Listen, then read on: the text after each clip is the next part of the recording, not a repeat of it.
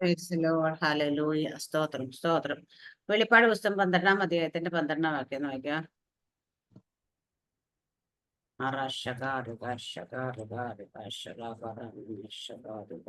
വെളിപ്പാട് 12:12. ആകയാൽ സ്വർഗവും അതിൽ വസിക്കുന്നവരുമായുള്ളവരെ ആനന്ദിപ്പീൻ. ഭൂമിക്കും സമുദ്രത്തിനും അയ്യോ കഷ്ടം. പിശാച് തനിക്ക് അല്പകാലമേ ഉള്ളൂ എന്നറിഞ്ഞ് മഹാക്രോധത്തോടെ നിങ്ങളുടെ അടുക്കൽ ഇറങ്ങി വന്നിരിക്കുന്നു. ആമേൻ. സ്തോത്രം. ഹല്ലേലൂയ. ഇവിടെ പറഞ്ഞ പിശാച് തനിക്ക് അല്പനേരമേ ഉള്ളൂ എന്നറിഞ്ഞ് മഹാക്രോധത്തോടെ നമ്മുടെ അടുക്കിലേക്ക് ഇറങ്ങി വന്നിരിക്കുന്നു. ഹല്ലേലൂയ. അപ്പൊ പിശാച് ഇന്ന് നമ്മൾ നോക്കുകയാണ്, പിശാചിന്റെ പ്രവർത്തനം നോക്കുകയാണെങ്കിൽ പണ്ടത്തെ കാലത്തൊക്കെ ഉണ്ടായിരുന്നതിനെക്കാട്ടി കൂടുതൽ അധികമായിട്ട് ഹല്ലേലൂയ പിശാചിന്റെ പ്രവർത്തനം നമ്മൾ കാണുന്നുണ്ടല്ലേ.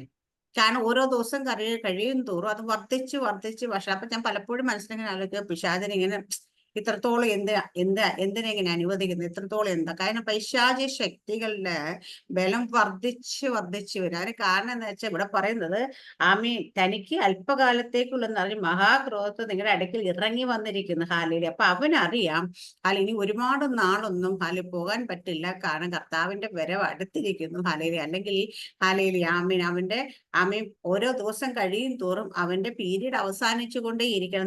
ഇത് ദാനിയേലിന്റെ പുസ്തകം 10-ാം അധ്യായത്തിന്റെ 8 തുടങ്ങി 10 വരെ ഒന്ന് വായിക്കും.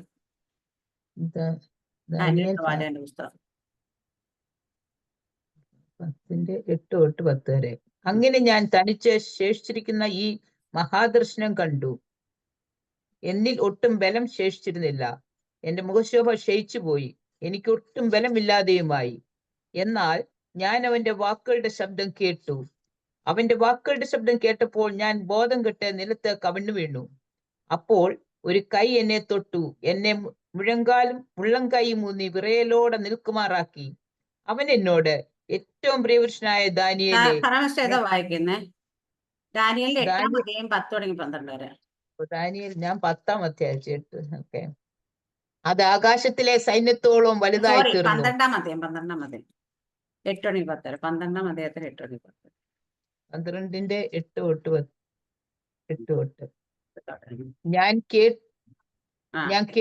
ഞാൻ കേട്ടു എങ്കിലും ഗ്രഹിച്ചില്ല. ആകയാൽ ഞാൻ യജമാനെ, ഈ കാര്യങ്ങളുടെ അവസാനം എന്തായിരിക്കും എന്ന് ചോദിച്ചു. അതിനവൻ ഉത്തരം പറഞ്ഞത്, ദാനിയേലേ, പൊയ്ക്കൊള്ളുക. ഈ വചനങ്ങൾ അന്ത്യകാലത്തേക്ക് അടച്ചും മുദ്രയിട്ടും ഇരിക്കുന്നു. പലരും തങ്ങളെ ശുദ്ധീകരിച്ച് നിർമ്മലീകരിച്ച് ശോധന കഴിക്കും. ദുഷ്ടന്മാരോ ദുഷ്ടത പ്രവർത്തിക്കും. ദുഷ്ടന്മാരിൽ ആരും അത് തിരിച്ചറിയുകയില്ല. ബുദ്ധിമാന്മാരോ ഗ്രഹിക്കും. നിരന്തര ഹോമയാഗം നിർത്തലാക്കുകയും ശൂന്യമാക്കുന്ന മ്ലേച്ഛബിംബത്തെ പ്രതിഷ്ഠിക്കുകയും ചെയ്യുന്ന കാലം മുതൽ 1290 ദിവസം ചെല്ലും. മതി. ഹല്ലേലൂയ. ഇവിടെ ഹല്ലേലൂയ. നമ്മൾ ദാനിയേലിന്റെ പുസ്തകം പറയുന്നത് ദാനിയേലേ, ആകയാൽ യജമാൻ ഈ കാര്യങ്ങൾ അവസാനം എന്തായിരിക്കും എന്ന് ചോദിച്ചാൽ അതിനവൻ ഉത്തരം ദാനിയേലേ, പൊയ്ക്കൊള്ളുക. ഈ വചനങ്ങൾ അന്ത്യകാലത്തേക്ക് അടച്ചു മുദ്രയിട്ടും ഇരിക്കുന്നു. പലരും തങ്ങളെ ശുദ്ധീകരിച്ച് നിർമ്മലീകരിച്ച് ശോധന കഴിക്കും. ദുഷ്ടന്മാരോ ദുഷ്ടന്മാർ ആരും അത് തിരിച്ചറിയും. ബുദ്ധിമാന്മാരെ ഗ്രഹിക്കും. എന്തായി അന്ത്യകാലമാകുമ്പോഴേക്കും നമ്മൾ എത്ര പറഞ്ഞാലും കുറെ ആൾക്കാർക്ക് അത് മനസ്സിലാകത്തുമില്ല. അവർ ദുഷ്ടത പ്രവർത്തിച്ചുകൊണ്ട്. കാരണം എന്താ കാര്യം വെച്ചാൽ വെളിപ്പാട് പുസ്തകത്തിൽ പറഞ്ഞ പിശാചിന് സമയം കുറച്ചേ ഉള്ളത്, അവൻ ഇറങ്ങി വന്ന് അതുപോലെ അവൻ പ്രവർത്തിക്കുന്ന സമയം. അപ്പൊ ഇവിടെ അവർ പലരും അത് ഗ്രഹിക്കത്തില്ല, പലരും അത് പ്രവർത്തിച്ചു. പക്ഷെ ബുദ്ധിമാന്മാരോ, അവിടെ ഒരു കൂട്ടം ബുദ്ധിമാന്മാരെ കുറിച്ച് അവര് ഗ്രഹിക്കും. അപ്പൊ അവര് ഗ്രഹിച്ച് അവര് അതിൽ നിന്നൊരു മാറ്റം വരാനായിട്ട് അല്ലെങ്കിൽ അവർ അതിനെക്കുറിച്ച് മനസ്സിലാക്കിയിട്ട് ഓരോ ദിവസവും രൂപാന്തരപ്പെട്ടുകൊണ്ട് അല്ലെങ്കിൽ വചനത്തിനനുസരിച്ച് അവരെ തന്നെ ക്രമീകരിക്കാൻ ശ്രമിക്കുക. വെളിപ്പാട് പുസ്തകത്തിൽ തന്നെ പറയുന്നുണ്ട് അഴുക്കാടുന്നത് ഇനി അഴുക്കാകട്ടെ, നീതീകരിക്കാൻ തന്നെത്താൻ നീതീകരിക്കട്ടെ. അവിടെ ചെന്നിട്ട് അഴുക്കാടുന്നവനെ പോയി കുളിപ്പിച്ചു കൊണ്ടുപോകാന്നല്ല പറഞ്ഞേക്കുന്നത്. അപ്പൊ ഇത് ഗ്രഹിക്കാൻ കഴിയാതെ വണ്ണം ജനത്തിന് അതുപോലെ തെറ്റിച്ച് കളയുന്നു. കാരണം വചനത്തിൽ തന്നെ ലൂക്കോസിന്റെ പുസ്തകത്തിൽ പറഞ്ഞേക്കുന്നുണ്ട്. കർത്താവ് യേശുക്രിസ്തു തന്നെ പറഞ്ഞിട്ട് 10:26 ലൂക്കോസ് 10:26 വായിച്ചേ. ലൂക്കോസ് 10:26. അവൻ അവനോട്, ന്യായപ്രമാണത്തിൽ എന്ത് എഴുതിയിരിക്കുന്നു നീ എങ്ങനെ വായിക്കുന്നു എന്ന് അതെ, ചോദിച്ചതിന് അവൻ, ന്യായപ്രമാണത്തിൽ എന്ത് എഴുതിയിരിക്കുന്നു, നീ എങ്ങനെ വായിക്കുന്നു? ഹല്ലേലൂയ. അപ്പം പുസ്തകത്തിൽ എഴുതിയിരിക്കുന്ന എല്ലാവരും വായിക്കുന്ന ഒരുപോലെയാണ്, അല്ലെ? ബൈബിൾ എല്ലാവരും വായിക്കുന്ന ഒരുപോലെയാണ്. പക്ഷെ നമ്മളത് എങ്ങനെ ഗ്രഹിക്കുന്നു എന്നുള്ള, അല്ലെങ്കിൽ എങ്ങനെ നമ്മളത് വായിക്കും, നമ്മളത് എടുക്കുന്നു എന്നുള്ളതാണ്. കാരണം ഞാൻ എപ്പോഴും പറയാറുണ്ടായിരുന്നു, അല്ലെ, നമ്മൾ എപ്പോഴും വചനം പറയുമ്പോൾ പറയായിരുന്നു, യോബ് തന്റെ സ്നേഹിതന്മാർക്ക് വേണ്ടി പ്രാർത്ഥിച്ചു, യോബിന്റെ സ്ഥിതിക്ക് മാറ്റം വന്നു. ഇത് പറഞ്ഞിട്ട് നമ്മൾ അവർക്ക് വേണ്ടി ഇവർക്ക് വേണ്ടി പ്രാർത്ഥിക്കുന്നതൊക്കെ ഞാൻ പറയും, അങ്ങനെ പ്രാർത്ഥിക്കരുത്. കാരണം എന്താ വെച്ച് കഴിഞ്ഞാല്, യോബ് അത് പ്രാർത്ഥിക്കുന്ന സമയത്ത് യോബിന് അറിയില്ല, യോബ് സ്നേഹിതന്മാർക്ക് വേണ്ടി ആത്മാർത്ഥമായി പ്രാർത്ഥിച്ച യോബിന്റെ സ്ഥിതിക്ക് മാറ്റം വരുമെന്ന് അറിയില്ല.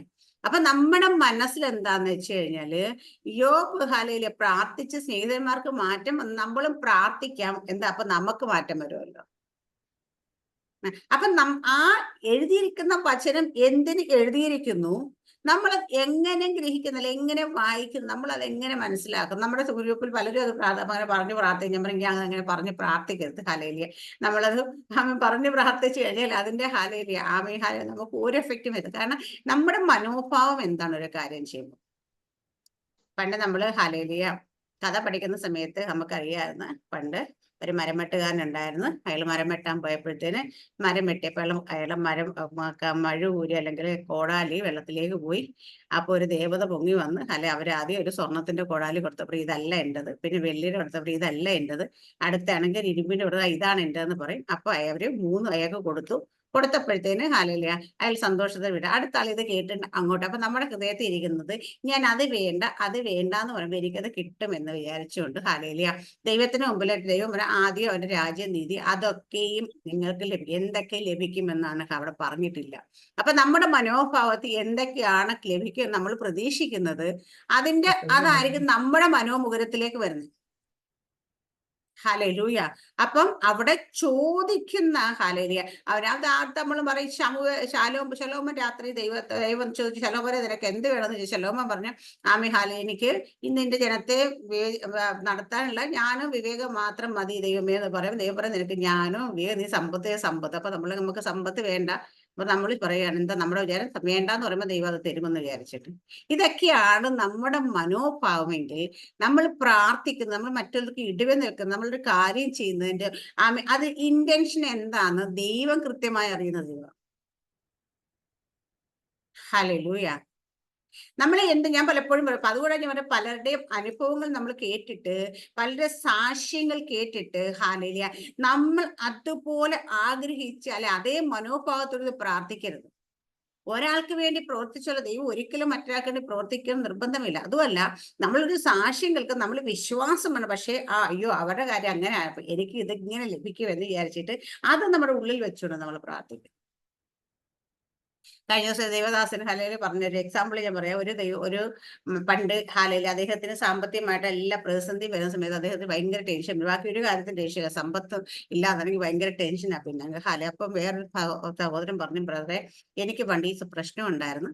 അപ്പൊ ഞാൻ സാമ്പത്തികമായിട്ടുള്ള വിഷയങ്ങൾ വരുന്ന സമയത്ത് എനിക്ക് ഭയങ്കര ടെൻഷൻ വരും. അപ്പോഴാണെങ്കിൽ ഒരു ദിവസം ഞാൻ ദൈവത്തോട് പ്രാർത്ഥിച്ചു, കർത്താവേ, ഇനി തുടങ്ങി സാമ്പത്തിക മേഖലയിൽ ഹല്ലേലൂയ ഓർത്ത് ഞാൻ ടെൻഷൻ ആകത്തില്ല.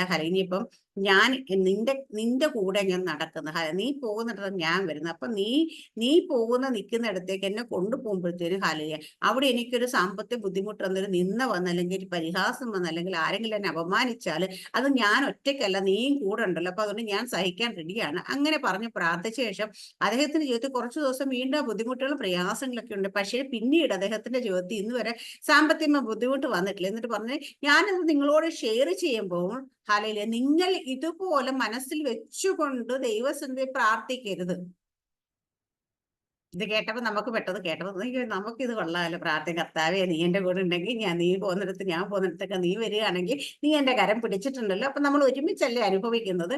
അപ്പൊ അതുകൊണ്ട് ഞാൻ ഇനി പോലെ ടെൻഷൻ ആകുന്നൊന്നുമില്ല, നീ അങ്ങുണ്ടല്ലോ കൂട്ടത്തിൽ എന്ന് വിചാരിച്ച് നമ്മൾ ആ സാക്ഷ്യം ഇതേ മനോഭാവത്തെ നമ്മൾ പറഞ്ഞ നമ്മുടെ ജീവിതത്തിൽ ഒരു മാറ്റം വരുത്തില്ല. മനസ്സിലായില്ലേ? അദ്ദേഹത്തിന്റെ വിശ്വാസത്താൽ ഹാലേലിയ 12 വർഷം രക്തസ്രാവക്കാരത്തി ഹാലേലിയ അവളുടെ വിശ്വാസം മൂലം ദൈവത്തിന്റെ കർത്താവിന്റെ വസ്ത്രത്തിന്റെ തൊങ്ങല്ലെങ്കിലും ഒന്ന് തൊട്ടാൽ ഞാൻ സൗഖ്യമാക്കുമെന്ന് അമ്മ വിശ്വസിച്ചു ഉറച്ച് അവളൊരു സ്റ്റെപ്പ് വെച്ച് പോയി തൊട്ടു, അവൾ സൗഖ്യമായി. അത് കേട്ട് നിൽക്കുന്ന എല്ലാവരും അങ്ങനെ വിചാരിച്ച് ചെന്ന് തൊട്ട സൗഖ്യമാകത്തില്ല. കാരണം അന്നേരം തന്നെ നമുക്കറിയാം, നമ്മൾ വായിക്കുമ്പം അമ്മ പുരുഷാരം യേശു കർത്താവിനെ തള്ളിക്കൊണ്ടിരിക്കുകയായിരുന്നു, തിരക്കിക്കൊണ്ടിരിക്കുന്നത്. പക്ഷെ അവരാരും സൗഖ്യമായില്ല. പക്ഷേ വസ്ത്രത്തിന്റെ തൊങ്ങൽ വന്ന് തൊട്ട സ്ത്രീ സൗഖ്യം. എന്തുകൊണ്ടാ വെച്ചാൽ അവളുടെ വിശ്വാസത്തിന് പ്രവൃത്തിയായിരുന്നു. ആമേൻ ആമേൻ. പ്രവാചക ശിഷ്യന്റെ ഭാര്യ ആമേൻ പ്രവാചകൻ പറഞ്ഞത് കേട്ട് വെറും പാത്രം കൊണ്ടുവച്ചു, ഒരു പാത്രം എണ്ണ ഉണ്ടായിരുന്നു, അത് പ്രാർത്ഥിച്ച് അവര് പകർന്ന് അവരുടെ പാത്രങ്ങളൊക്കെ നിറഞ്ഞു. നമ്മൾ എന്ന് കഥ കടച്ചിരുന്നിട്ട് ഒരു പാത്രത്തിൽ എണ്ണയും വെച്ചിട്ട് പകരം നോക്കിക്കഴിഞ്ഞാൽ എണ്ണ നിറയുമെന്ന് നിർബന്ധമുണ്ടോ? ഇല്ല. കാരണം നമുക്കൊക്കെ നമ്മുടെയൊക്കെ മനസ്സിൽ വരുന്ന കാര്യം. അപ്പൊ നമ്മൾ ഇവിടെ ഈ വചനത്തിൽ എഴുതിയിരിക്കുന്ന കാര്യങ്ങൾ എങ്ങനെ ഗ്രഹിക്കുന്നു എന്നും നമ്മളത് എങ്ങനെ എടുക്കുന്നു എന്നും നമ്മുടെ തീരുമാനം നമ്മുടെ ഇന്ന് ഇത് പറയാൻ കാര്യം ഇന്ന് വചനം അതുകൊണ്ട് ഏറ്റവും കൂടുതൽ വളച്ച് കോട്ടി ഓരോരുത്തർക്കും ഇഷ്ടമുള്ള രീതിയിലേക്ക് മാറ്റി പല വിധത്തിലെ ഉപദേശങ്ങൾ ന്യൂ ജനറേഷൻ ഉപദേശം അല്ലെങ്കിൽ മറ്റുപദേശം പ്രോസ്പെക്റ്റീവ് ഇങ്ങനെ പല രീതി നമ്മൾ കേൾക്കാറുണ്ട്. പക്ഷേ ദൈവത്തിന്റെ വചനത്തിന് ഒരിക്കലും മാറ്റം വന്നിട്ടില്ല. അത് ആര് പ്രസംഗിച്ചാലും എങ്ങനെ പ്രസംഗിച്ചാലും അവർക്ക് തോന്നുന്ന പോലെ പ്രസംഗിച്ചെന്ന് വചനം മാറത്തില്ല. ദൈവത്തിന്റെ വചനം എങ്ങനെ എഴുതപ്പെട്ടു, പരിശുദ്ധാത്മ എന്ത് റെവലേഷനോട് എഴുതപ്പെട്ടു, ആ റെവലേഷൻ ആർക്ക് ലഭിക്കുന്നു അവർക്ക് വേണ്ടിയിട്ടാണ് ഇത് പ്രവർത്തിക്കുന്നത്. അല്ലെങ്കിൽ ആരത് വിശ്വസിക്കുന്ന ആരെ ചെയ്ത് അപ്പൊ അതിനകത്ത് ഇന്ന് എന്തോരം മാറ്റങ്ങൾ വരുത്തി വചനം പ്രസംഗിക്കുന്നുണ്ട്. ദൈവത്തിന് വല്ല മാറ്റം ഉണ്ടോ സിസ്റ്ററെ? ദൈവത്തെ കുറിച്ച് കർത്താവ് പറഞ്ഞേക്കുന്നേ അവൻ ഇന്നലെയും ഇന്നും എന്നും എന്നേക്കും അനന്യൻ, ഗതിഭേദങ്ങൾ ആച്ഛാദനം വരുത്തില്ല എന്ന് പറഞ്ഞ ദൈവത്തിന്റെ തിരുവചനത്തിന് മാറ്റം വരുത്തില്ല. 1-ാം നൂറ്റാണ്ടിൽ അപ്പോസ്തലന്മാർ പഠിപ്പിച്ചതും അവർ പ്രസംഗിച്ചതുമായ വചനം കർത്താവ് യേശു ക്രിസ്തുവിന്റെ സുവിശേഷം പഴയ എഴുതപ്പെട്ട ഓരോ വചന ഭാഗങ്ങളിലും അവർ എഴുതിയിരിക്കുന്നതിൽ നിന്ന് നമ്മൾക്ക് ഇഷ്ടത്തിന് വായിച്ച് നമ്മുടെ ഇഷ്ടത്തിന് അതിനെക്കുറിച്ച് മനസ്സിൽ വിചാരിച്ചു മാറത്തില്ല. ഒരു കാര്യം എങ്ങനെ എടുക്കണം എന്നുള്ളത് നമുക്ക് ദിനവൃത്താന്ത പുസ്തകത്തിൽ ഒരു എക്സാമ്പിൾ ആയിട്ട് നമുക്ക് നോക്കാം. 2 ദിനവൃത്താന്ത പുസ്തകം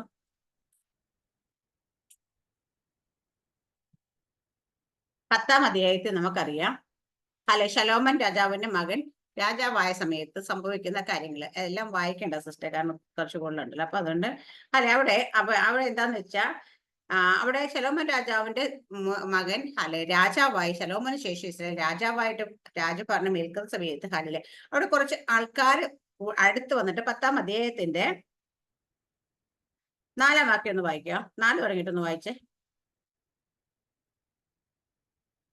2 Chronicles. ഫസ്റ്റ് മ്യൂട്ടാണ്, വായിക്കണോ?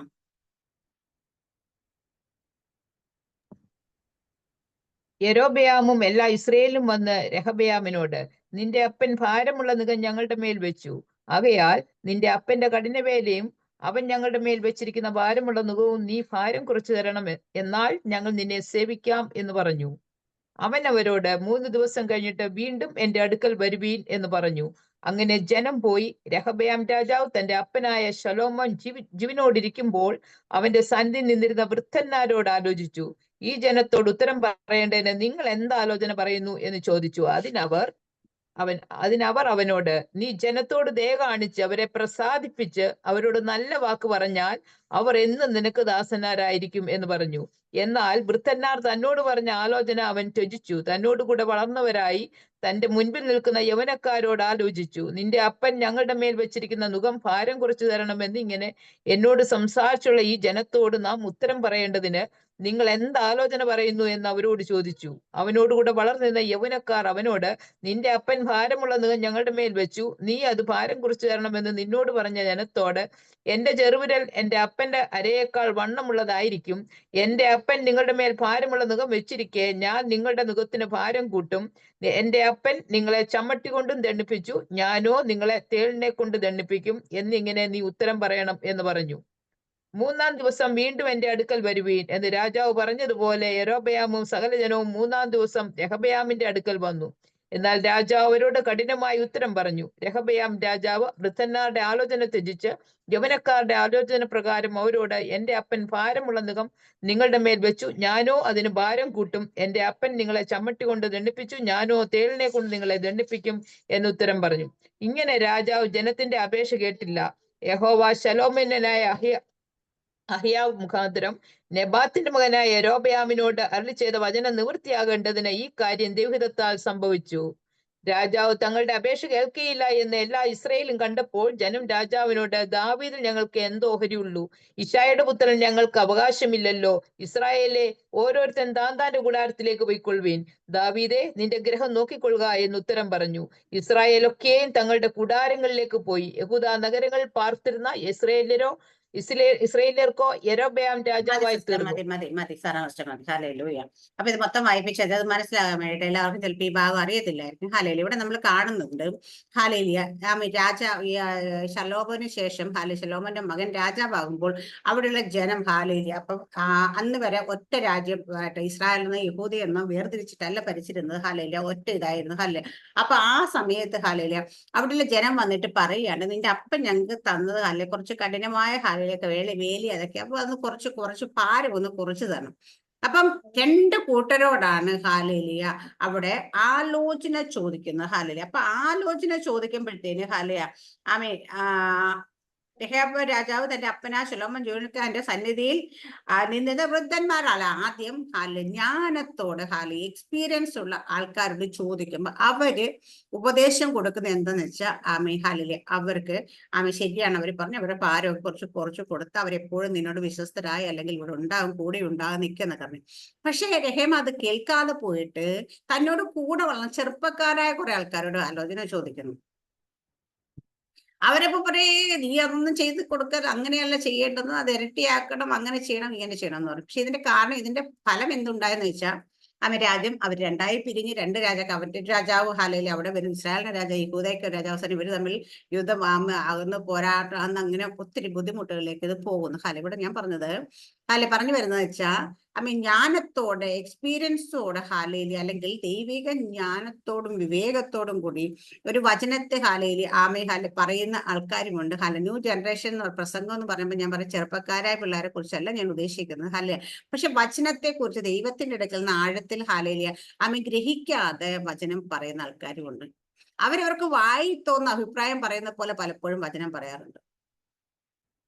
നിങ്ങൾ അങ്ങനെ ഒന്നും ചെയ്യേണ്ട കാര്യമില്ല, അത് ആവശ്യമില്ല, ഇത് ആവശ്യമില്ല, മറ്റേ ആവശ്യമില്ല, മറിച്ച് ഉപവാസം ആവശ്യമില്ല, പ്രാർത്ഥന ആവശ്യമില്ല, അല്ലെങ്കിൽ ദൈവസന്നിധി ഭയം ആവശ്യമില്ല, മറ്റേത് ആവശ്യമില്ല എന്നൊക്കെ പറഞ്ഞ് പലപ്പോഴും ഞാൻ പല പ്രാവശ്യങ്ങളിലും ചിലരൊക്കെ ചില ആൾക്കാർ പറയുമ്പം ഞാൻ ചില സമയത്തൊക്കെ കുറച്ച് ആർഗ്യുമെന്റ്സിലേക്കൊക്കെ പോകാറുണ്ട്. കാരണം വെച്ചാൽ ദൈവം ഞാൻ എപ്പോഴും പറയുന്ന കാര്യം അന്ന് പറയാം, ദൈവത്തിന്റെ പരിശുദ്ധാത്മാവിന് അല്ലാതെ ആർക്കും വചനത്തെ നമുക്ക് വിവേചിച്ച് തരാൻ പറ്റത്തില്ല. ഒന്ന്.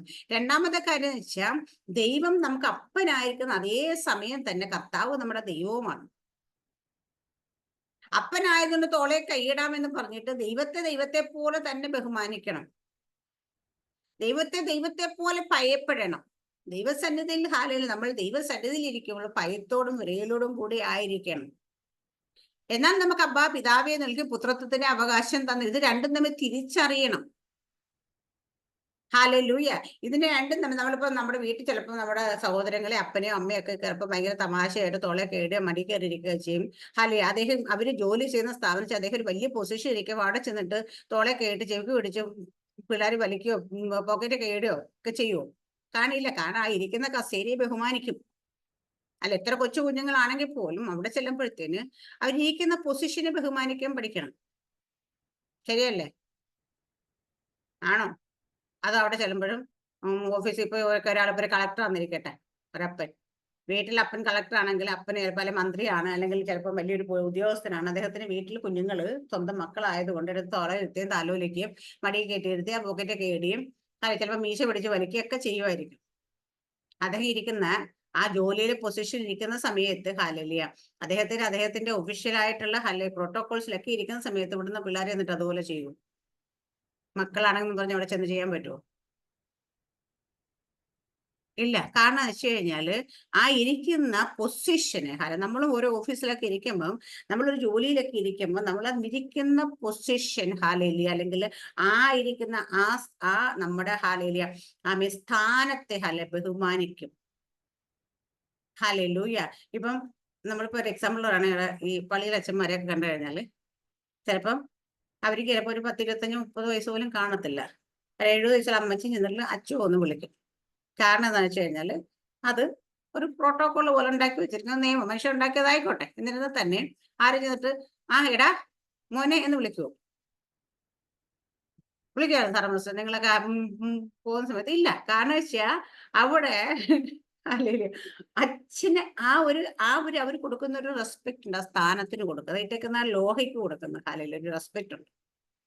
അതുപോലെ തന്നെയാണ് നമുക്ക് ദൈവം നമ്മുടെ അപ്പനാണ്, പിതാവാണ് എന്ന് വിചാരിച്ചിട്ട് ഞാൻ എങ്ങനെ ഇരുന്നിട്ട് എനിക്ക് എന്റെ വ്യക്തിപരമായ ജീവിതത്തിൽ എനിക്ക് അപ്പനോട് എങ്ങനെ ഇടപെടാം, എനിക്ക് പിറുപിറുക്കാം, അല്ലെങ്കിൽ വഴക്കുണ്ടാക്കാം, അടിയുണ്ടാക്കാം. അല്ലെങ്കിൽ ഞാനൊക്കെ ചില സമയത്ത് ഭയങ്കരമായിട്ട് വഴക്കൊക്കെ ഉണ്ടാക്കും. കാരണം അതെന്റെ വ്യക്തിപരമാണ്. ഞാനും അപ്പനും തമ്മിൽ വ്യക്തിപരമായ നമ്മുടെ ബന്ധം എത്രയാണ്, നമ്മുടെ ഇന്റിമസി എത്രയാണ്, അതനുസരിച്ച് നമുക്ക് എങ്ങനെയും സംസാരിക്കാം, എന്ത് കാര്യവും പറയും. പക്ഷേങ്കിൽ ഒരു ദൈവം ആയിരിക്കുന്ന സമയത്ത് ദൈവത്തിന്റെ മുമ്പിലേക്ക് നമ്മൾ ചെല്ലുമ്പോൾ ആ ദൈവം ആണെന്നുള്ള പൂർണ്ണ ബോധ്യത്തോടുകൂടി ചെല്ലാം. നമ്മൾ ദൈവത്തെക്കുറിച്ച് വചനം അതുപോലെ വായി തോന്നുന്ന വിളിച്ചു പറയാനുള്ളതല്ല.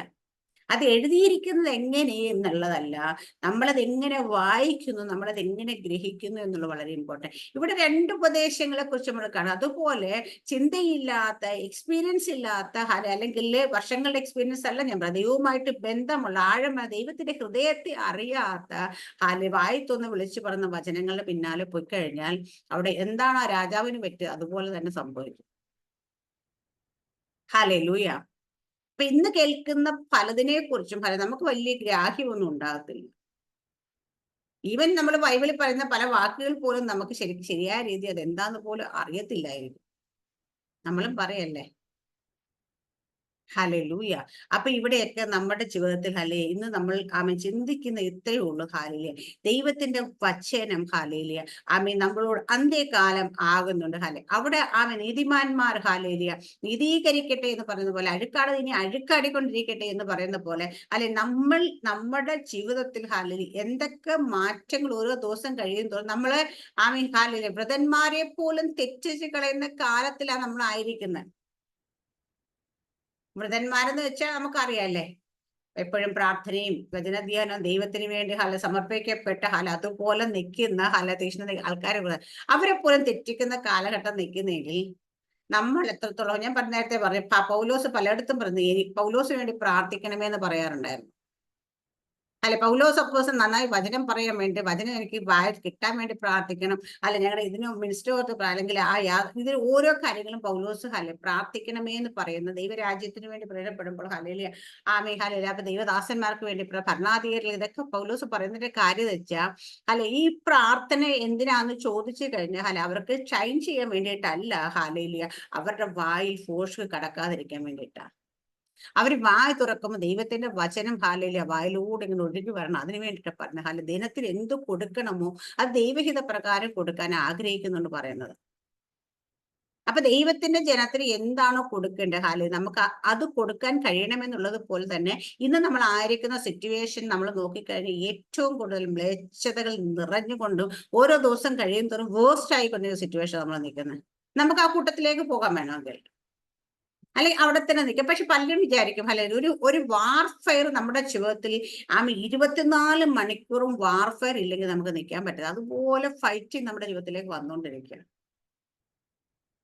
ഞാനൊക്കെ അത് ഒരുപാട് പലപ്പോഴും നമ്മൾ അതിനകത്ത് പെട്ടുപോയി. ചിലപ്പോൾ നമ്മളും തിരിച്ചെന്തെങ്കിലുമൊക്കെ നമ്മളെ കൊണ്ട് എങ്ങനെ നമ്മൾ ഇറിറ്റേറ്റഡ് ആക്കുക, നമ്മളെ കൊണ്ട് എങ്ങനെ വായി തുറപ്പിക്കുക, നമ്മളെ കൊണ്ട് എങ്ങനെ സംസാരിപ്പിക്കും, ഇതെല്ലാം വരുമ്പോൾ നമ്മൾ അറിയാണ്ട് ചിലപ്പോൾ വായി തുറന്നു. പിന്നെ ഞാൻ കർത്താവെ വീണ്ടും പോയുള്ളൂ എന്നായിരിക്കും. പക്ഷേങ്കിൽ ഇതുപോലൊരു വാർ ഫയർ നമ്മുടെ ജീവിതത്തിൽ ഉണ്ടെങ്കിൽ ചില ആൾക്കാർക്ക് നമുക്ക് യുദ്ധമൊന്നും വേണ്ട, നമ്മളിങ്ങനെ സൈഡിലോട്ട് മാറിയിരുന്നാൽ അത് പിശാച് വലിയ നമ്മളുമായിട്ട് ഇച്ചിരി കോംപ്രമൈസ് അല്ലെങ്കിൽ വലിയ ശല്യത്തിനൊന്നും ഇല്ലാട്ടോ ഞാൻ ഈ സൈഡിൽ കൂടെ പോട്ടെ എന്ന് വിചാരിച്ചാൽ നിങ്ങൾ വിചാരിക്കും പിശാച് ആ വഴി അങ്ങ് ഒഴിഞ്ഞു പോകുന്നു. ഒരിക്കലും ഇല്ല. ഹാലയില. കാരണം നമ്മള് രക്ഷിക്കപ്പെട്ട് സ്നാനപ്പെട്ട ഹാലയില ദൈവത്തിന്റെ ഒരു പൈതലാണെങ്കിൽ നിങ്ങൾ സ്വർഗത്തിലേക്ക് പോകുമെന്ന് അവനറിയാം. അവിടേക്ക് എങ്ങനെ വിടാതിരിക്കാമെന്ന് അവൻ നോക്കുക. നിങ്ങൾ കുറച്ചാളൊക്കെ അവന് ഫൈറ്റിംഗ് ഒന്നും ഇല്ല, വേറെ എവിടെയെങ്കിലും ഇരുന്ന് കഴിഞ്ഞാൽ ഇരുന്നോട്ടെ എന്ന് വിചാരിച്ചാൽ അങ്ങനെ ഇരിക്കത്തില്ല. അവസാനം അവൻ തൂത്തുവാരിക്കൊണ്ട് അങ്ങ് പോകും. പക്ഷെ നമ്മൾ പിശാചിനോട് നമ്മൾ എതിർത്ത് നിൽക്കുക, എന്നാൽ അവൻ നമ്മളെ വിട്ട് ഓടി പോകത്തുള്ളൂ. അല്ല, പിശാചിനെ കീഴടങ്ങി കൊടുക്കാനല്ല പറഞ്ഞേക്കുന്നത്. പല ആൾക്കാരുടെ വിചാരം കീഴടങ്ങി ഇരിക്കുകയാണെങ്കിൽ കുഴപ്പമൊന്നുമില്ല, ഞങ്ങൾ ഉപദ്രവിക്കാതെ വരുന്നില്ല, ഞങ്ങൾ ഈ സൈഡിൽ കൂടെ പോയിക്കോളാം, നമുക്ക് ഒരു അഡ്ജസ്റ്റ്മെന്റിലൊക്കെ പോയിക്കോളാം എന്ന് വിചാരിച്ചിരിക്കുന്നവരുണ്ട്. അത് വെറും തെറ്റായ ചിന്തയാണ്. അല്ലെ പിന്നെ പിശാചിന്റെ പോക്കറ്റിൽ കിടക്കുകയാണെങ്കിൽ കുഴപ്പമില്ല, അവനിങ്ങനെ തലോചിച്ചു കൊണ്ട് നടക്കും. കാരണം വെച്ചാൽ ഇവൻ എന്റെ പോക്കറ്റിലാണ്, ഇനി എന്തിനാ അവനെ ഉപദ്രവിക്കും. ഹല്ലേലൂയ. പൈശാചിക ശക്തി എങ്ങനെയൊക്കെ പ്രവർത്തിക്കുമെന്ന് നമ്മൾ ഈ ദിവസങ്ങളിൽ കണ്ടുകൊണ്ടിരിക്കുക. പലരുടെ ജീവിതത്തിലേക്ക് കയറി. ഹാലേലിയ. ഞാൻ പറയുന്നത് അവൻ എപ്പോഴും ഹാലേലിയ ഇങ്ങനെ ആ തക്കം നോക്കി കാത്തിരിക്കും. എവിടെയെങ്കിലും ഒരു ഗ്യാപ്പ് കിട്ടി അപ്പം നുഴഞ്ഞു കയറും. ഞാൻ പറഞ്ഞിട്ടുണ്ട്, ഞാൻ വെളിപ്പാടിൽ പലപ്പോഴും പ്രാർത്ഥിക്കുമ്പോൾ ഞാൻ കാണുന്നുണ്ട് ഹാലേലിയ. ഇങ്ങനെ നമ്മൾ പോലും അറിയാതെ ഒരു അദൃശ്യമായ ഒരു പ്രൊട്ടക്ഷൻ നമ്മുടെ ചുറ്റുമുണ്ട്. ഇത് മനസ്സിലാക്കാതെ ചിലപ്പോൾ പൈശാചിക ശക്തികൾ വന്നിട്ട് ഇങ്ങനെ നമ്മളെ പിടിക്കാനായിട്ട്, ഇങ്ങോട്ട് കൈ നീട്ടാനായിട്ടും ഒക്കെ തൊടാനായിട്ടൊക്കെ വരുമ്പോഴത്തേന് ഇവരിൽ ഈ ശക്തി അടിച്ചു കെട്ട് ദൂരെ പോയി വീഴുമ്പോഴും നല്ല അടിയാണ് കിട്ടുന്നത്. അതുപോലെ വീഴും. അപ്പൊ അവിടെ ഇരുന്ന് നോക്കുമ്പോൾ അവർക്ക് അന്നേരം കാണാൻ പറ്റി തീ നിൽക്കുന്ന, ചുറ്റിനും ഒരു തീ നമ്മുടെ ചുറ്റും നിൽക്കുന്നതായിട്ട് കാണുന്നു. അവിടെ എന്ത് ചെയ്യുന്ന വെച്ചാൽ ഇവര് അയ്യോ ഇവന്റെ ചുറ്റും തീയാളെ എന്ന് ഞാൻ ഓടിപ്പോയേക്കാന്ന് പറഞ്ഞ് പോകത്തില്ല. ഞാൻ കണ്ടിട്ടുള്ളത് ഞാൻ വെളിപ്പാട് കണ്ടിട്ട് കാര്യമാണ് ഇവരാ.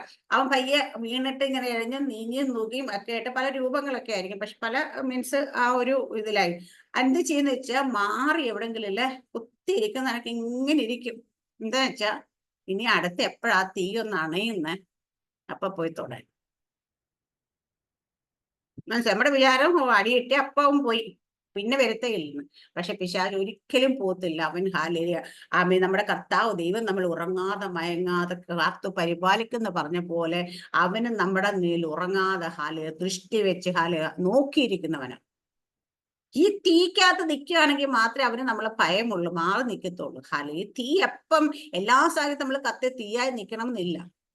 ചില സമയത്തൊക്കെ നമ്മളുടെ തീയൊക്കെ അണഞ്ഞു പോകുന്ന അവസ്ഥ, അല്ലെങ്കിൽ കുറെ മങ്ങിപ്പോകുന്ന അവസ്ഥ. പക്ഷെ ആ സമയത്ത് ഗ്യാപ്പ് നോക്കി ഇവൻ കയറും. അതുകൊണ്ടാ പറയാം, നിങ്ങൾ എപ്പോഴും ജാഗ്രതയുള്ളവരായിരിക്കണം. വചനത്തിൽ നമ്മൾ ജാഗരിക്കണം, പ്രാർത്ഥനയിൽ നമ്മൾ ജാഗരിക്കണം. നമുക്ക് പോരാട്ടമുണ്ട്. ഈ പോരാട്ടം ഇല്ലെന്ന് പറയാം. പലപ്പോഴും നമ്മൾ പോരാടുന്ന ആരോടാ? ജഡരക്തങ്ങളോടാ. നമ്മുടെ ഓരോ വഴക്കിനൊക്കെ തിരിച്ചൊല്ലൊക്കെ പറയും ഇതൊക്കെയാണ്. പക്ഷേ ഈ പോരാട്ടം എവിടുന്ന് വരുന്നു എന്ന് നമുക്ക് അറിയാം. നമുക്ക് ഇത്രത്തോളം ദൈവം വെളിപ്പാടും എല്ലാം തന്നാൽ പോലും നമ്മളെ പോലും പലപ്പോഴും ഇതിനുള്ളിലേക്ക് കുടുക്കി കളയുന്ന അവസ്ഥയുണ്ട്. അപ്പൊ ഞാൻ ചോദിക്കുന്ന അവൻ വലിയ ശ്രേഷ്ഠരാന്നല്ല ഞാൻ പറഞ്ഞ പക്ഷെ അപ്പൊ പ്രാർത്ഥന എത്രത്തോളം നമ്മുടെ ജീവിതത്തിൽ എത്രത്തോളം ആത്മശക്തി ഓരോ ദിവസം നമ്മൾ പ്രാപിക്കണം. ആത്മശക്തിയുടെ അളവിനെ കുറിച്ചും പലപ്പോഴും ഈ ചില മെസ്സേജുകളൊക്കെ കിടക്കുന്ന സമയത്ത് അതിന്റെ കമന്റ് ബോക്സ് ഒക്കെ പോയി ഞാൻ ചുമ്മാ നോക്കും. എനിക്കാണെങ്കിൽ എന്ത് കാര്യം നമ്മൾ അറിയാത്ത മെസ്സേജ് കേൾക്കാനാണെങ്കിലും വല്ല പ്രോഗ്രാം കാണുമ്പോഴൊക്കെ ആണെങ്കിലും ഞാൻ കമന്റ് ബോക്സ് അത് ചെക്ക് ചെയ്യും. കാണേണ്ട വല്ലതാണോ, കൊള്ളാം, കേൾക്കേണ്ട വല്ലതാണോ, എന്തൊക്കെ കമന്റ് എന്നൊക്കെ അറിയാന്ന്. അപ്പൊ ഇടയ്ക്ക് ഇങ്ങനെ ഏതോ ഒരു മെസ്സേജിന്റെ താഴെ കമന്റ് ബോക്സിനകത്ത് ഓരോരുത്തർ പറഞ്ഞേക്കുന്നത്, എന്തിനാ പരിശുദ്ധാത്മ അഭിഷേകം ഇപ്പോൾ, എന്തിനാ പരിശുദ്ധാത്മ ശക്തി ഇപ്പോൾ, അതിന്റെ ഒന്നും ആവശ്യമില്ലല്ലോ, 1-ാം നൂറ്റാണ്ടിൽ അതിന്റെയൊക്കെ ആവശ്യമുണ്ടായിരുന്നുണ്ട്, അത് അന്നൊക്കെ ഇപ്പൊ അതിന്റെ ആവശ്യമേ ഇല്ല എന്ന്. ഞാൻ പറയും, 1-ാം നൂറ്റാണ്ടുള്ളതിനെക്കാട്ടി കൂടുതൽ ആവശ്യം ഇന്നാണ് പരിശുദ്ധാത്മ ശക്തി വേണം, പരിശുദ്ധാത്മാഭിഷേകം. കാരണം ഇന്ന് നമ്മൾ ഓരോ ദിവസം കഴിയും തോറും എന്ന് പറയാൻ പറ്റും, ഓരോ സെക്കൻഡ് കഴിയും തോറും ആ ലോകത്തിൽ എങ്ങനെ പെടുത്തിക്കളയാമെന്ന് നോക്കിക്കൊണ്ട് ഗവേഷണം നടത്തിക്കൊണ്ടിരിക്കുന്ന കാലഘട്ടത്തിൽ നമ്മൾ പോകുന്നത്. ഞാനൊക്കെ ശരിക്കും അതിശയപ്പെടാം. നമ്മുടെയൊക്കെ കുഞ്ഞുനാളിൽ നമ്മളൊക്കെ സ്കൂളിൽ പഠിക്കുന്ന സമയത്ത്, അല്ലെങ്കിൽ നമ്മളൊക്കെ കോളേജിൽ പഠിക്കുന്ന സമയത്ത്, ഞാനൊക്കെ ജോലി കിട്ടിയ സമയത്ത് അന്നൊന്നും ഈ മൊബൈലൊന്നും ഇറങ്ങിയിട്ട് പോലും ഇല്ല. ആദ്യമായിട്ട് ഞാൻ ഗർവാരയിൽ അവിടെ വർക്ക് ചെയ്യുന്ന സമയത്ത് ആ മൊബൈൽ ആദ്യമായിട്ട് ഇറങ്ങുന്നത്. അന്നൊക്കെ ഇറങ്ങുമ്പോൾ ഇത്രയും വലിയൊരു സെറ്റ് എറിക്സന്റെ ഒരു സെറ്റൊക്കെ ഇറങ്ങിയിട്ട് ഇൻകമിങ് ഔട്ട് ഗോയിങ്ങിന് എല്ലാം ചാർജൊക്കെ ആയിട്ട് അതൊക്കെ പൊക്കി പിടിച്ചുകൊണ്ട് നടക്കും. നോക്കിയുടെ ഇതൊക്കെയാണ് അന്ന് ആദ്യമായിട്ട് മൊബൈലൊക്കെ കിട്ടുമ്പോൾ ഇതൊക്കെ ഇങ്ങനെ കയ്യിൽ പിടിച്ചോണ്ട് തന്നെ ഓരോലൊക്കെ പിടിച്ചു അതുപോലെ ഇത്ര ലെവൽ ഏത്തപ്പോ എത്ര വരെ ഉണ്ടല്ലോ അതൊക്കെ അത് വെച്ചൊന്ന് കൊടുത്ത അത്. പക്ഷെ ഇന്ന് കൊച്ചു കുഞ്ഞുങ്ങൾ ഇങ്ങോട്ട് ജനിച്ച് വീണ് ഹാലേലിയ ഒരു ഇച്ചിരി ഒന്ന് ഹാലേലിയ അമ്മ അപ്പ എന്ന് വിളിക്കുന്നതിനെക്കാട്ടും മുന്നേ അവർ മൊബൈൽ തോണ്ടാൻ പഠിച്ചിട്ടുണ്ട്. ഇന്നത്തെ കുഞ്ഞു പിള്ളേർ 1 വയസ്സിന് 2 വയസ്സുള്ള കൊച്ചുങ്ങളുടെ മൊബൈൽ കൊടുത്തു കഴിഞ്ഞാൽ നമുക്ക് ഇപ്പോഴും ഇതിനകത്ത് ഹാലേ ഇത് പയ്യെ ഇങ്ങനെ തോണ്ടി നീക്കിയൊക്കെ ഹാലയിൽ ഓരോന്ന് എടുക്കാനായിട്ട് നമ്മൾ ബുദ്ധിമുട്ടും. അവരുടെ കയ്യിലേക്ക് എടുത്ത് അവർ സെക്കൻഡുകൾ കൊണ്ട് ഹാലയില് അത് അൺലോക്ക് ചെയ്യും, ഹല ഓരോ കാര്യങ്ങൾ ചെയ്യുകയും ചെയ്യും നമുക്ക് കാണാൻ പറ്റും അല്ലേ. കാരണം അവരുടെ IQ ലെവൽ അത്രത്തോളം വലുതാണ്, അത്രത്തോളം ഹൈ ആണ്. അതേപോലെ തന്നെയാണ് ഹാലേലിയ ടെക്നോളജി ഡെവലപ്പ് ആകുന്ന പോലെ തന്നെയാണ് പൈശാചിക ശക്തികളുടെ ഹാലേലിയ ഇൻഫ്ലുവൻസുകൾ കുഞ്ഞുങ്ങൾ. ഇനി ഏത് കുഞ്ഞുങ്ങളുണ്ട് കാർട്ടൂൺ കാണാത്ത കുഞ്ഞുങ്ങൾ? ഏത് കുഞ്ഞുങ്ങളുണ്ട് മൊബൈൽ ഇല്ലാതെ ഭക്ഷണം കഴിക്കുന്ന കുഞ്ഞുങ്ങൾ? ഹാലേലൂയ. കാരണം ഏത് കുഞ്ഞുങ്ങളുണ്ട് ഹാലേലിയ ഇന്ന് TV കാണാത്ത കുഞ്ഞുങ്ങൾ? ഐപാഡ് ഇല്ലാത്ത കുഞ്ഞുങ്ങൾ ആരാ ഉള്ളത്? ഓരോ ദിവസം അവർ ജനിച്ച് വീഴുമ്പോഴേ ഫീഡ് ചെയ്യുന്നത് തന്നെ ഇങ്ങനെയാ. പിള്ളേർക്ക് ഭക്ഷണം കൊടുക്കണം, ഇത് വെച്ച് കൊടുത്താൽ എല്ലാവരും ഭക്ഷണം കൊടുക്കുന്നത്. കാരണം എന്താ വെച്ചാ അതുണ്ടെങ്കിൽ അത് നോക്കിക്കൊണ്ട് പിള്ളേർ വായ തുറക്കുമല്ലോ, വല്ലതും തിന്നുമല്ലോ ഒന്നും. ഹാലലിയ നിങ്ങൾ അത് മാറ്റി കൊടുത്ത് നോക്കാൻ ശീലിക്കാൻ റിസ്ക് എടുക്കാൻ ആരും തയ്യാറല്ല ഹാലയില്. അല്ലെങ്കിൽ ഇച്ചിരി ടൈം എടുത്ത് പേഷ്യൻ നമ്മളൊക്കെ കുഞ്ഞുനാളിലൊക്കെ ഹാലയില് ഭക്ഷണം കഴിച്ചതും ഭക്ഷണം കൊടുത്തതും ഒന്നും മൊബൈൽ വെച്ചിട്ടല്ല ഹാലലിയ. പക്ഷെ ഇന്ന് എന്തുകൊണ്ട് അതൊരു ശീലമാക്കി മാറ്റുന്ന വെച്ചാൽ മാതാപിതാക്കൾക്ക് സമയമില്ല. കുറച്ചു നേരം പിള്ളേരൊക്കെ എടുത്ത് അമ്പലമാമനെയൊക്കെ കാണിച്ച് അല്ലെങ്കിൽ അങ്ങനെയൊക്കെ പറഞ്ഞ് ഹാലെ കൊണ്ടു നടന്ന് ഫീഡ് ചെയ്യിക്കാനുള്ള സമയമില്ല.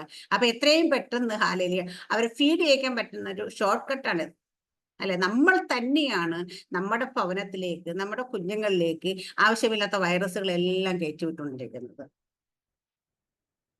ഇന്ന് ഏത് കൊച്ചുങ്ങളുണ്ട് 4 വയസ്സ് 5 വയസ്സൊക്കെ ആകുമ്പോൾ കണ്ണട വെക്കാത്തത്? കാരണം എന്താ? അവരുടെ കണ്ണുകൾ എപ്പോഴും ഇതിലേക്കൊക്കെയാണ് നോക്കിക്കൊണ്ടിരിക്കുന്നത് അല്ലെ. അപ്പൊ നമ്മളായിരിക്കുന്ന ഞാൻ പറയുന്ന നമ്മളായിരിക്കുന്ന ഈ ഒരു കാലഘട്ടത്തെ കുറിച്ച് പറയാനാണ് പറഞ്ഞത്. അപ്പൊ അന്ന് പരിശുദ്ധാത്മ അഭിഷേകം ഇന്ന് വേണ്ടെന്ന് പറയുന്നവര് ഒരു കാര്യം മനസ്സിലായി, നമ്മൾ നമ്മുടെ ശക്തിയാൽ നമുക്ക് ഒരിക്കലും പിശാചിനെ ജയിക്കാൻ കഴിയുക. നിങ്ങൾ എത്ര വചനം ആഴത്തിൽ പഠിച്ചെന്ന് പറഞ്ഞാൽ, നിങ്ങൾ എത്ര നല്ലതോണം പ്രസംഗിക്കുന്നു പറഞ്ഞാൽ, നിങ്ങൾക്ക് ശക്തിയില്ല എന്നുണ്ടെങ്കിൽ നിങ്ങൾക്ക് ഒരിക്കലും പിശാചിനെ എതിർത്ത് നിൽക്കാൻ കഴിയില്ല, അവരെ തോൽപ്പിക്കാൻ കഴിയത്തില്ല. കാരണം കർത്താവ് യേശുക്രിസ്തു പോലെ ശിഷ്യന്മാരെ ഉപദേശിച്ച് അങ്ങനെ നിങ്ങൾ ശക്തി ധരിക്കണം. ഹല്ലേലൂയ. ഈ ശക്തി ധരിച്ചതിന് ശേഷം മാത്രമേ നിങ്ങൾ പുറപ്പെടാവുള്ളൂ. അല്ലെ നമ്മൾ ചില സഭകളിലൊക്കെ ചെല്ലുന്ന സമയത്ത് ഹാലേലിയ അവിടെ ഹാലേലിയ ആമേൻ വർഷങ്ങളായിട്ട് വന്നിരുന്ന ഹാലേലിയ ആമേൻ എന്താ പറയാ സിമന്റ് തൂണുകൾ ഇരിക്കുന്ന ആൾക്കാരെ നമ്മൾ കാണാറുണ്ട്.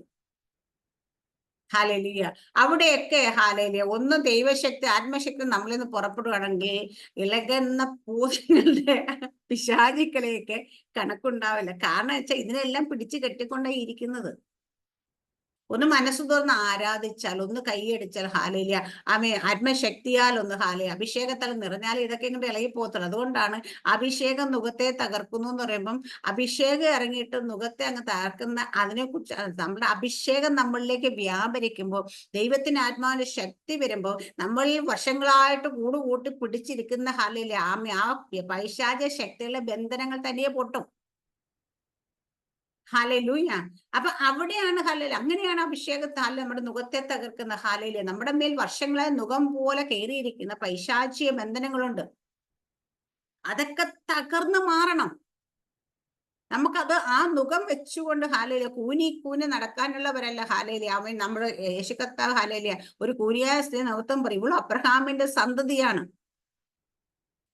ഇവളെ അവർക്ക് സ്വാതന്ത്ര്യം, അവളെ വിടുവിക്കണം. കാരണം അതുപോലെ നമ്മുടെ എല്ലാവരെയും കർത്താവ് ഒരിക്കൽ സ്വതന്ത്രമാക്കിയെങ്കിലും ഇന്നും നിവർന്നു നിൽക്കാൻ കഴിയാതെ വണ്ണം ആമേൻ തല ഉയർത്തിപ്പിടിക്കാൻ കഴിയാതെ വണ്ണം നമ്മളെ കൂനിയാക്കി കളയുന്ന ചില പൈശാചിക ബന്ധനങ്ങൾ ഇന്നും നമ്മൾ ഓരോരുത്തരും വന്നിരിക്കുന്നെങ്കിൽ അതിനെ തകർക്കാനായിട്ട് ഒരാൾ വന്ന് കൈവെക്കുമ്പോൾ നടക്കുന്ന വെച്ചാൽ അദ്ദേഹത്തിലുള്ള ആത്മശക്തി. പക്ഷേ മറ്റൊരാളുടെ ആത്മശക്തി നമ്മളിൽ നിന്ന് പുറത്തു പോയി വീണ്ടും ഈ സാധനം കയറി വരും. കാരണം വെച്ചാൽ നമ്മളുടെ ആത്മശക്തി ഇല്ലെങ്കിൽ ഇതിനോട് എതിർത്ത് നിൽക്കാൻ പറ്റുന്നില്ല. അപ്പൊ ഞാൻ എപ്പോഴും പറയും, നമ്മൾ എപ്പോഴും ഹാലലിയ സ്വന്തമായിട്ട് ഹാലലിയ നമ്മൾ ഓരോരുത്തരും എത്രത്തോളം ആത്മശക്തി പ്രാപിക്കുക, അത് നമ്മുടെ ജീവിതത്തിൽ വിടുതലാകുന്ന മറ്റുള്ളവർക്ക് അനുഗ്രഹമായി മാറിയും കൊണ്ട് ചെയ്യും. നമ്മളെ ആരെങ്കിലും വന്ന് എന്നെ ഒന്ന് പ്രാർത്ഥിച്ചൊന്ന് രക്ഷിക്കട്ടെ. ആരെങ്കിലും വന്ന് എന്നെ ഒന്ന് പ്രാർത്ഥിച്ച് വിടുവിക്കട്ടെ. എന്റെ പണ്ടത്തെ എന്റെ വലിയ ആഗ്രഹമായിരുന്നു കേട്ടോ. പണ്ട് ഞാൻ എപ്പോഴും ആഗ്രഹിക്കായിരുന്നു, ദൈവമേ ആ ദൈവദാസന് തലയെ കൈവച്ച് ഈ ദൈവദാസനൊന്ന് പ്രാർത്ഥിച്ചെങ്കിൽ എനിക്കങ്ങ് വിടുതലായതിനായിരുന്നു, അതൊക്കെ ഞാൻ ചിന്തിക്കുമായിരുന്നു. പക്ഷെ കർത്താവ് ഞാൻ പറഞ്ഞില്ല, എന്നെ പഠിപ്പിച്ചിട്ടുള്ള ചില സമയത്തൊക്കെ ഞാൻ ഒറ്റയ്ക്കായിരുന്നല്ലോ താമസമൊക്കെ.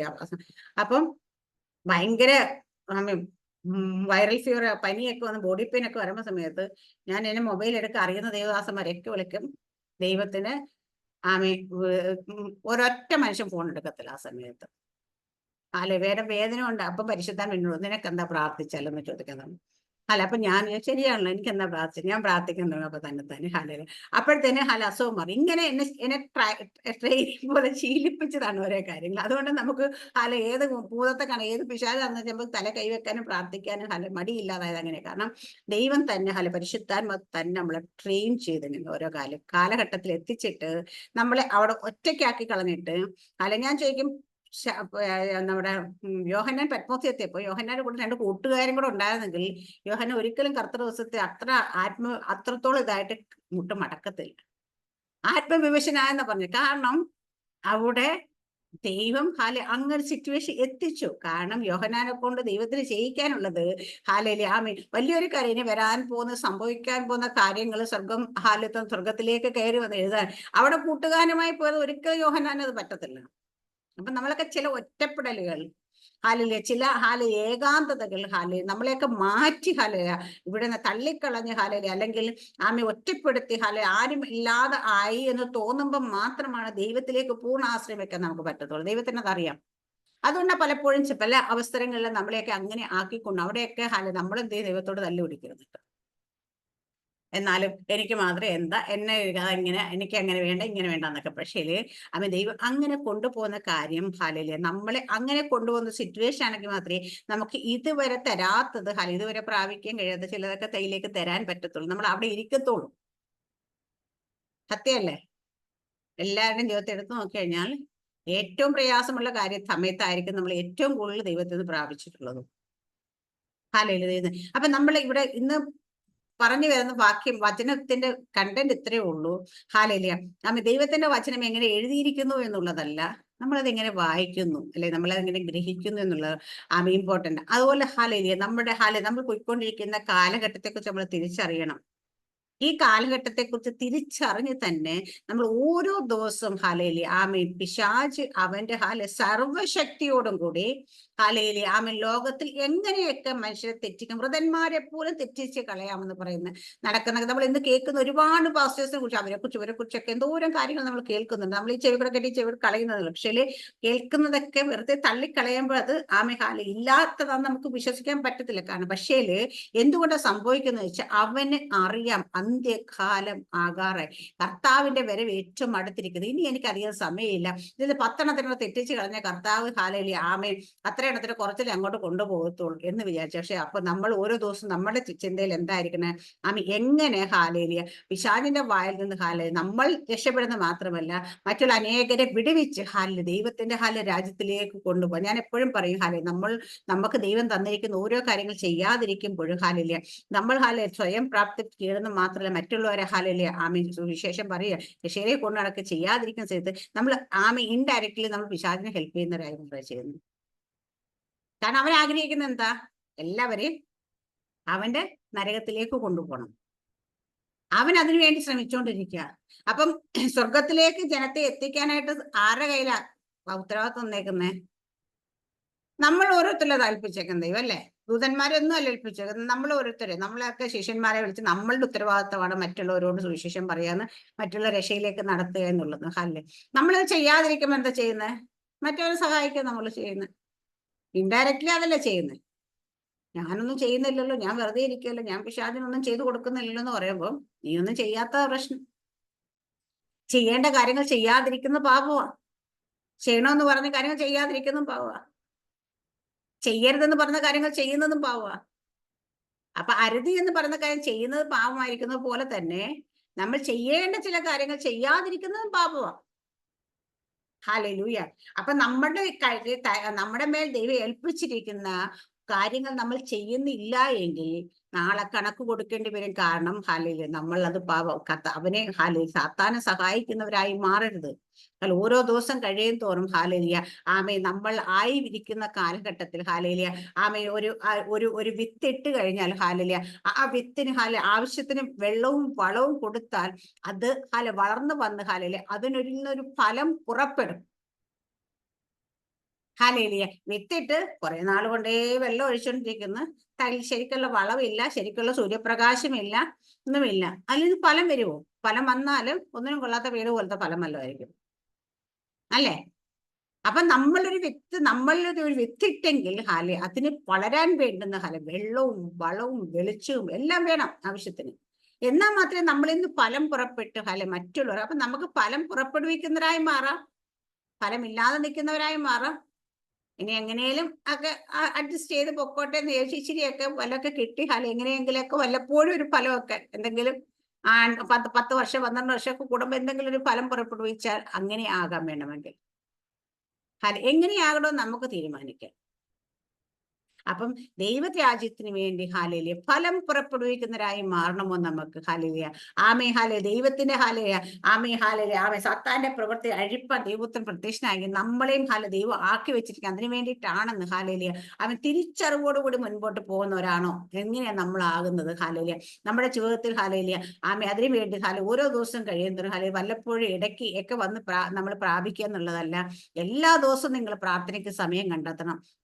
എല്ലാ ദിവസവും നിങ്ങൾ ആത്മാവിൽ ആരാധിക്കണം, കുറച്ച് സമയങ്ങൾ അന്യഭാഷയിൽ പ്രാർത്ഥിക്കണം, എല്ലാ ദിവസവും നിങ്ങൾ വചനം വായിക്കണം. എല്ലാ ദിവസവും നിങ്ങൾ വചനം മെഡിറ്റേറ്റ് ചെയ്യണം, ദിവസം ഇരിക്കണം. ഇതെല്ലാം നമ്മുടെ ജീവിതത്തിൽ എല്ലാ ദിവസവും ചെയ്യണം. കാരണം ഇതെല്ലാം ഉണ്ടെങ്കിൽ മാത്രമേ നമുക്ക് ഇന്നത്തെ ഒരു കാലഘട്ടത്തിൽ നമുക്ക് ജയത്തോടുകൂടി മുൻപോട്ടാൻ പറ്റത്തുള്ളൂ. അപ്പൊ ജയത്തോടുകൂടി മുൻപോട്ട് പോകാൻ വേണ്ടിയിട്ട് ഹാലേലിയ ആമേ ഇതുപോലെ നമ്മൾ എല്ലാ ദിവസവും നമ്മൾ എല്ലാ ദിവസവും ഒരുമിച്ച് കൂടി പ്രാർത്ഥിക്കണം എന്ന് ഞാൻ പറയത്തില്ല. നമുക്ക് എല്ലാവർക്കും പ്രാർത്ഥന ഉണ്ടാകണം, ആത്മാവിൽ ആരാധിക്കണം. ഹാലേലിയ അങ്ങനെ ജയത്തോട് മുൻപോട്ട് പോകാൻ കാരണം അവനവന്റെ സർവ്വശക്തിയോടും കൂടി ഹാലേലിയ ആമേ ഇറങ്ങി പുറപ്പെടുമ്പോൾ നമ്മൾ ശക്തിയില്ലാത്തവരെ നിന്ന് കൊടുക്കരുത്.